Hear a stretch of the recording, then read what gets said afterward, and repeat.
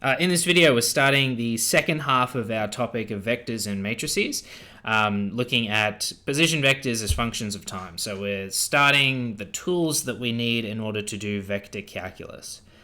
So parametric equations, x is now being represented as x of t, so x is in terms of t and y is in terms of t, which means our position vector, which is our resultant of the x and y components, is going to be xti plus ytj.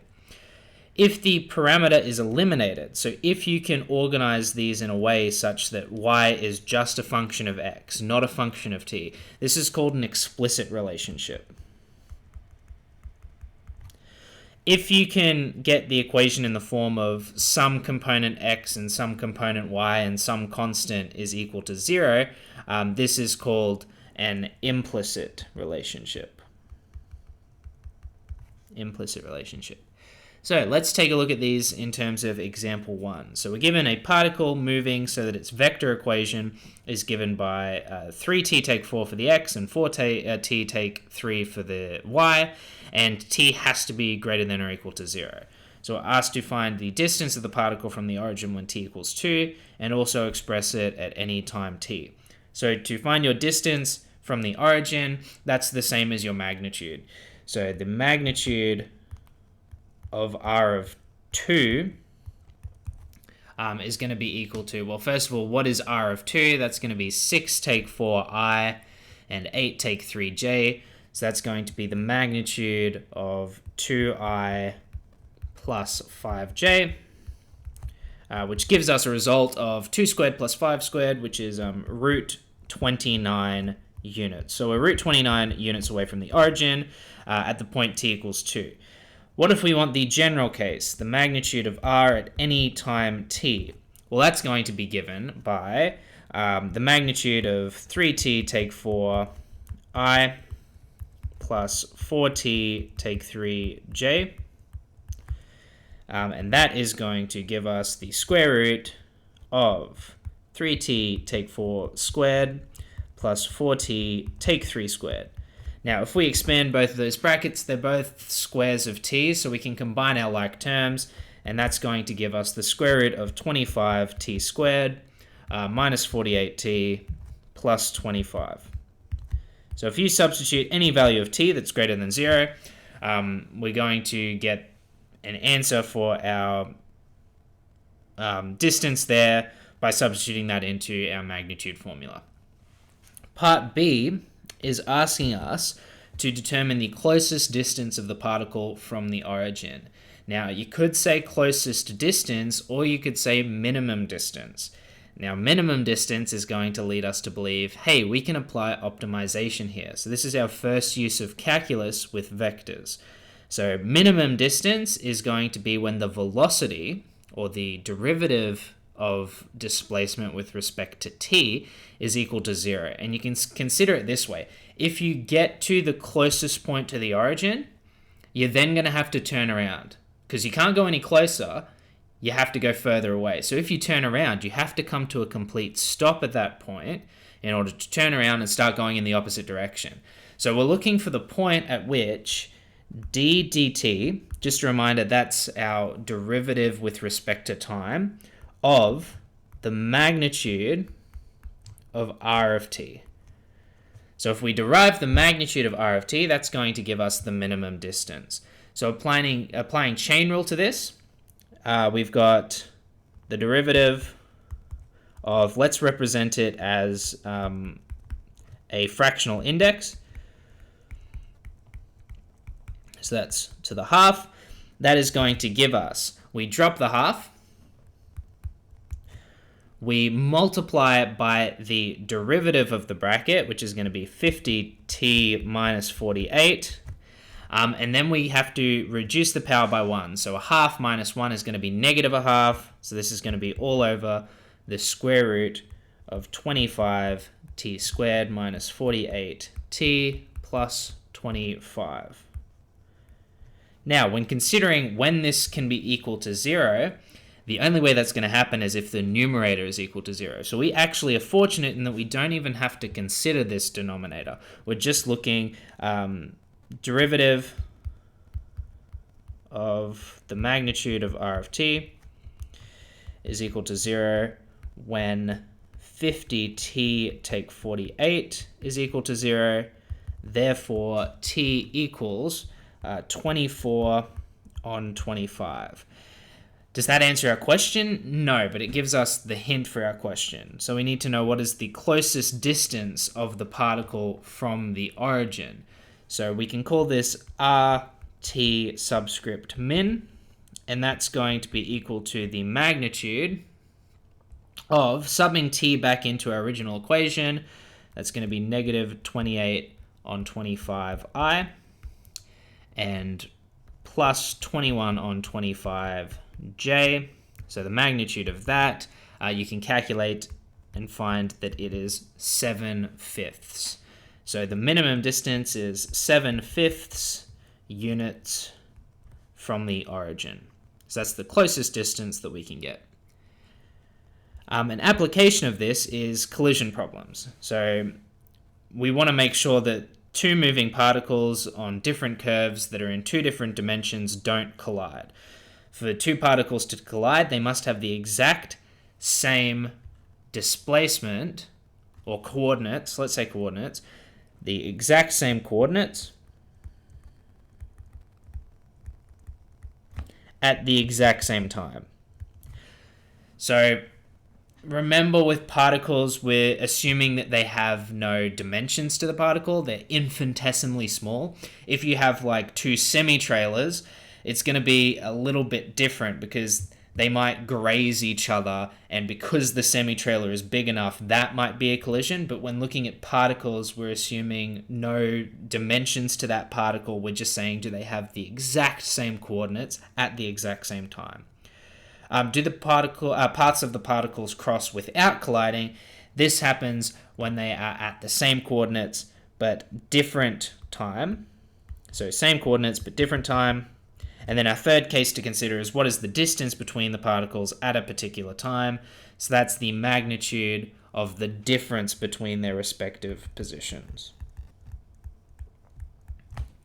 So let's apply this. Example 2. Two particles move so that their position vector is given by r of A is equal to that first vector there, and r of B is equal to that second vector. We want to find when and where the particles collide, where their paths cross, and the distance between the particles when t equals 0. So to find out when and where the particles collide, we need to first consider what t value gives us the equal I and j components. So for that, let's compare x coordinates. 3t take 8 is equal to 20 take t. So rearranging this, we find that t is equal to 7. That's 28 divided by 4. So equating the j components, or comparing the y coordinates,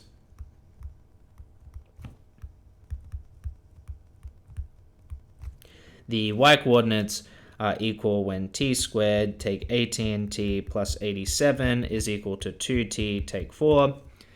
So we can rearrange that all to one side. We're going to get that t squared take 20t plus 91 equals 0. 91 is 13 times 7, and negative 20 is negative 7 times 13, or 13 times 7. So we get that 13 plus 7. So we get t take 7, t take 13 is equal to 0. So we can see at the point t equals 7, we're going to have the same y coordinates and the same x coordinates.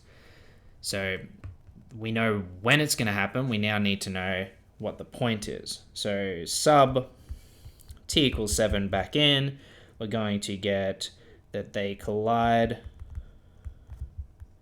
at, so we'll go with r of b because that's the simpler equation to substitute in.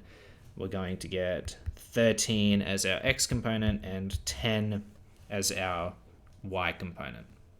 So at t equals 7, they collide in the position 13, 10. For part B, we're asking where their paths cross. So this is not where they have the exact same coordinates, but instead where they have been in the same position. So not at the same time, but where they have been in the same position. So we're going to introduce a different parameter, s. So RA of s is going to be 3s take 8i plus s squared take 18s plus 87j. And we'll see why we do that very shortly. We're going to keep r of b in terms of t, but what we can now do is equate 3s take 8 to 20 take t. So we can see by constructing this second parameter s, we're not going to confuse them with each other. We're not going to group like terms when solving this. So if we also substitute in the y components, we're going to get the s squared minus 18s plus 87 is equal to 2s minus 4. So using simultaneous equations, if we substitute in the value of t, so if we make this t, let's go orange. If we make this t the subject, we're going to get t is equal to 3s minus 28. 28 minus 3s. So substituting that into this second equation, we get s squared minus 18s plus 87. I've realized that this should be t. So substituting in t is equal to 28 take 3s. Rearranging so that all of them are on the same side, we get s squared minus 12s plus 35 is equal to 0. We can factorize that to s take 5, s take 7. So we've got at s equals 5 and s equals 7, their paths cross. What are the points for that? Well, we need to substitute and find RA of 5, which is equal to 7i plus 22j. So that means they both share that point. And so when s equals 5, what would the corresponding t value of RB equal? So when does RB go through that same point, 7i plus 22j? Well, that's going to be 28 take 5 times 3. So at t equals 13 seconds, we'll get that RB of 13 is also equal to 7i plus 22j. So to visualize this, imagine we have some path for r of a. It's going to reach a point after 5 seconds, and then 8 seconds later, RB is going to meet that same point at t equals 13. So if we look at that, that's the point at which the path crosses. If we consider s equals 7, t would then equal 7 as well. So we've already looked at that point. That's when they collided. So we don't care about the point where they collided. We care about the points where they cross. So that's why this s equals 7 is already accounted for. So that's accounted for because that's our collision. Okay, so part C is asking us the distance between the particles when t equals 10. So we want to find RA of 10. That is equal to 22i plus 7j. We want to find RB of 10.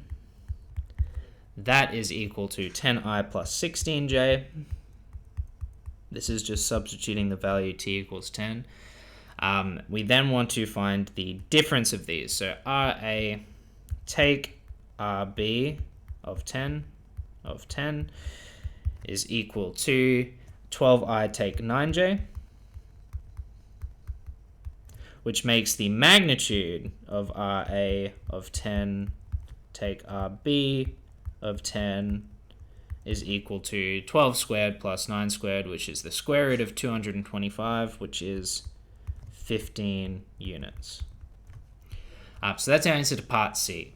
When t equals 10, the distance between them is 15 units. So you can imagine up on this diagram here, if that's where RA was after 5 seconds, then maybe it's over here when t equals 10, and then maybe back 3 seconds earlier for R of B, that could be RB of 10, and so the distance between them is going to be 10 units. That's sort of how we visualize what's going on there. Okay, so I'm actually going to full screen this so we've got a bit more space. Circles, ellipses, and hyperbolas. So the Cartesian equation of a circle is just r squared is equal to x take h squared plus y take k squared. So that's center of hk and radius r. The Cartesian equation of an ellipse is a little bit different. So we have a center of hk again, but now we're going to have some sort of value that is giving a shift in the length and height of our circle. So imagine you take a circle and you stretch it out to get your ellipse. We're going to have vertices of h plus or minus a and k plus or minus b based off... sorry, it's not divided by, it's being multiplied by. That's my apology. So we can see if we have the value plus or minus a, that's going to come from distributing this coefficient of a. So that's giving that stretch in the vertical and horizontal components. I just paused the recording to check and I realized it is over a and it is over b, but the reason I was getting confused is because that should be a squared and b squared. So that's our Cartesian equation of an ellipse. So that has vertices h plus or minus a, and then k plus or minus b for the vertical vertices. And it was right here below. Cool. So a form of hyperbola is very similar, but there is a subtraction between them. So if we have the subtraction being paired with the y component, we can see the curves come out in the x directions, and if the negative sign is with the x component, the curves come with the y-axis. So those have center hk, vertices are given as follows, but then they also have these oblique asymptotes given there.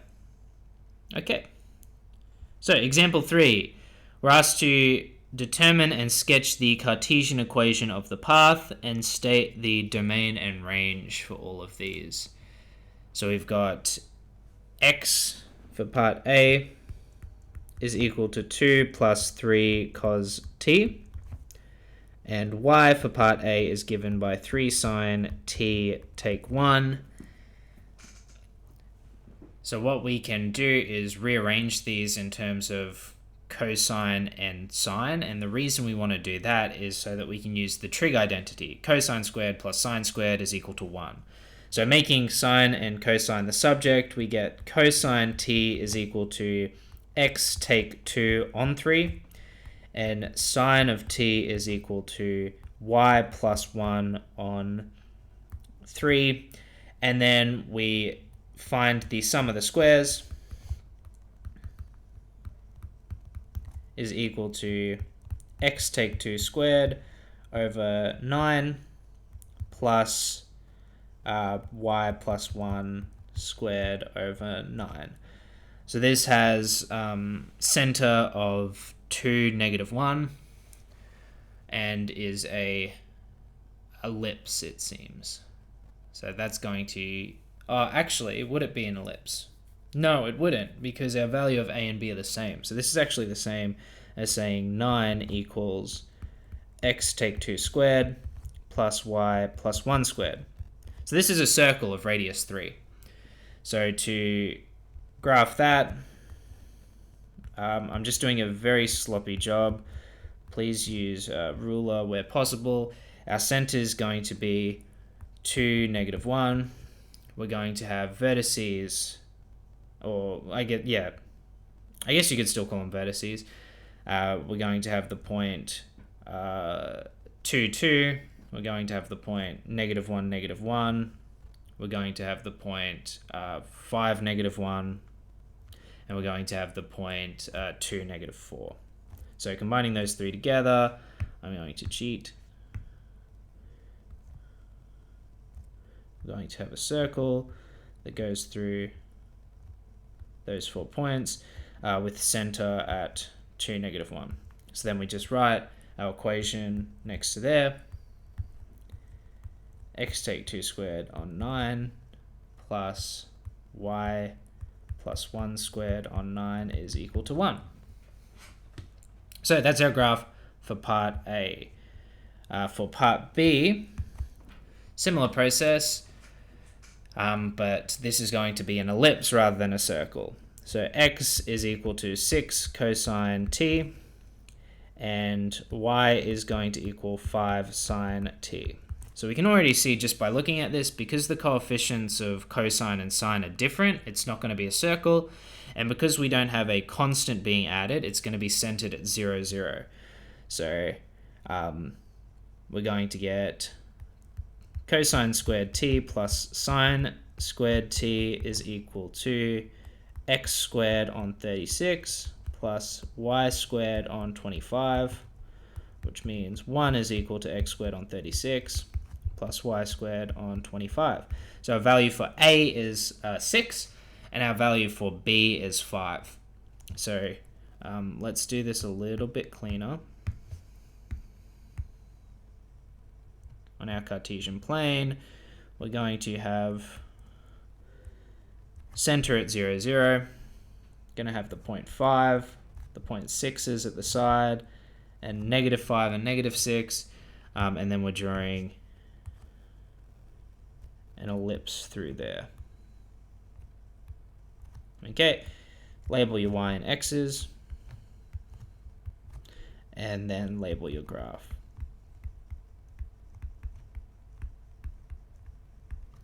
So these points are 5 and -5, and then these are 6 and -6. I can tell that because the fraction of y is going to be b squared, that's going to be on the y-axis, and the fraction of x is going to be a squared, which is on the x-axis. Okay, our last one, part C, is looking at 3 sec 2t plus 4 tan 2t squared. Now for this one, we're going to have to use a different identity, which is that, I got to bring that up.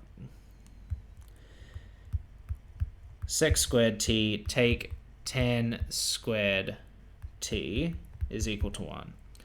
But it's not t, in our case it's going to be 2t, and we're going to thus have a hyperbola, right? Because it's subtracting now, it's not adding. So sec of 2t is equal to x on 3. Tan of 2t is equal to y on, 4.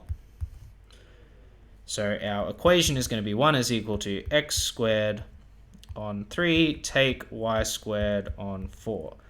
So remember, because y has the negative going back up here, if y has the negative, then the curve is going through the x-axis. And so graphing this, we'll do it over here. We're going to get vertices, so center HK, and the vertices are going to be 3, 0, and negative 3, 0. Where do those come from? Well, that's the value of x for which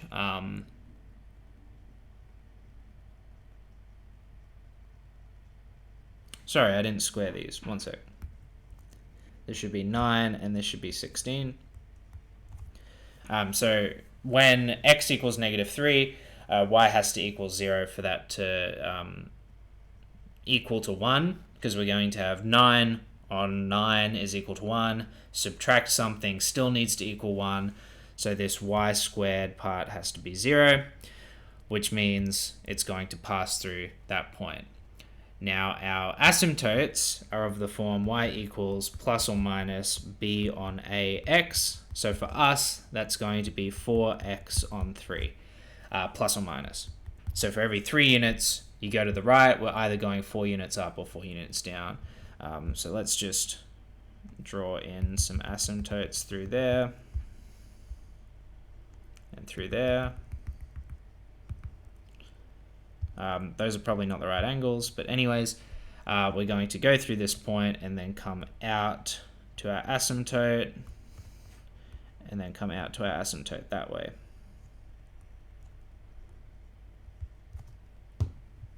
Okay, and all we have to do is label that, label our axes, and all that good stuff.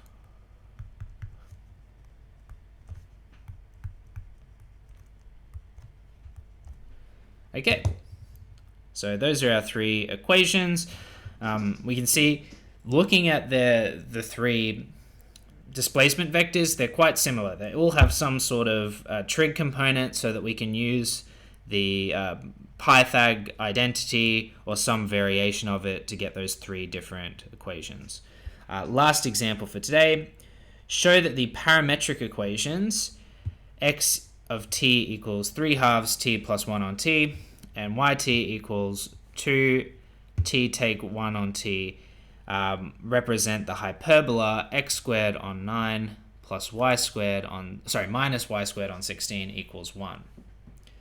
So let's first write out our 2 equations. So x equals 3 on 2t plus 3 on 2t. And then y equals 2t take 2 on t. And what we want to do with these is rearrange it so that we have no coefficient of t. And then because we're working towards the form x squared minus y squared, we want to then turn this into x squared and y squared. So dividing through by the 3 halves that I just distributed, we're going to get 4x squared on 9 is equal to t plus 1 on t. And y squared on 4 is equal to t take 1 on t. And then we want to subtract the y squared from the x squared because we're told that the hyperbola is going to be of that form. So we'll have y squared, we'll start with 4x squared on 9 take y squared on 4 is equal to, so we're going to get t plus 1 on t, subtract t